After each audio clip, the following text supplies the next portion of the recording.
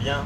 Je voulais tout d'abord féliciter Ophélie et puis Victor de cet exploit. Mais quand on a un grand projet en tête et qu'on s'en donne les moyens, on y parvient et moi je suis ravi d'être présent. Alors je vais faire 200 km pour venir vous rencontrer et c'est vraiment un réel plaisir pour moi. Je ne vais pas me présenter, hein, pour ceux qui me suivent sur les réseaux sociaux, ils me connaissent, commencent à me connaître. Donc je suis aussi enseignant pendant 30 ans et j'ai eu dans ma classe des enfants qui pour moi ça n'allait pas à l'école. Donc heureusement qu'il y avait d'autres choses, qu'il y avait d'autres possibilités. J'ai rencontré beaucoup de parents et puis je suis aussi papa, je suis même grand-père et j'ai toujours eu une forte attention à mes propres enfants mais aussi aux enfants qui m'ont confié. Je vais faire une parenthèse. Vous avez marqué, moi sur mon blog j'avais marqué c'est la marche pour préserver la liberté d'instruction. Et non, en fait c'est pas ça. Moi je trouve que c'est beaucoup plus large de marquer que c'est pour la diversité éducative. Et je rejoins vraiment ça parce qu'il faut vraiment qu'on travaille tous ensemble. Et les enseignants, mes collègues, auraient aussi intérêt à ce qu'on se rencontre. Parce qu'il y a beaucoup de choses qui sont faites. Une famille qui est en IEF, c'est un mode d'apprentissage qui est particulier. Et ça, il faut vraiment qu'on le préserve et qu'on le partage.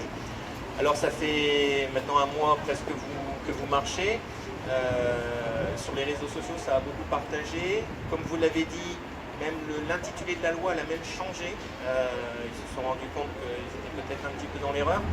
On multiplie les auditions. Moi, je suis d'une nature confiante. J'ai envie de croire que le premier trimestre de l'année 2021 va contribuer à faire bouger les lignes. Et si vous me permettez, j'ai ramené un petit document que mon collaborateur Louis, puisqu'il m'accompagne aujourd'hui aussi, lui il est venu de Lille, donc il est venu plus loin que moi. J'ai imprimé un document, mais je pense que vous êtes tous un peu au courant.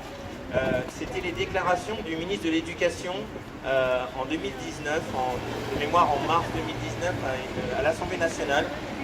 Vous aviez une députée qui est Madame Georges Pov-Langevin et qui intervient pour ces amendements qu'elle a voulu défendre et qui étaient dans les amendements, je fais le résumé, hein.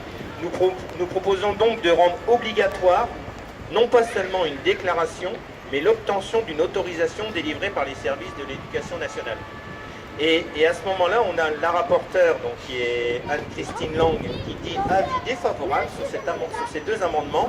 La liberté de l'enseignement est un principe à valeur constitutionnelle. Instaurer une autorisation préalable irait à la rencontre du principe du choix de l'instruction. Et sur ce, prend la parole le ministre de l'Éducation, Jean-Michel Blanquer, et qui dit que même avis, pour les mêmes raisons, nous avons déjà eu un débat semblable au moment de l'examen de la loi dite Gatel. Les arguments qui appuient nos propositions sont donc connus. Donc pourquoi quelque chose qui, en mars 2019, a été rejeté par le ministre de l'Éducation nationale, et aujourd'hui on en revient? Entre nous, on sait un peu pourquoi. On sait ce qui s'est passé le 2 octobre, on sait la déclaration du président de la République. Moi, je fais mon travail, vous faites le vôtre, vous avez interpellé beaucoup de vos députés. C'est très très bien. Moi, de mon côté, j'en fais de même auprès de mes collègues. On a un petit peu de temps. Il faut y aller, il ne faut pas lâcher, il faut continuer à se mobiliser pour faire entendre raison auprès des députés qui, je ne leur jette pas la pierre, on ne peut pas tout maîtriser, on ne peut pas tout connaître. Par contre, au moment de voter, il faut savoir pourquoi on vote. Voilà ce que je t'ai venu dire et je vous souhaite de bonnes fêtes de Noël à tous.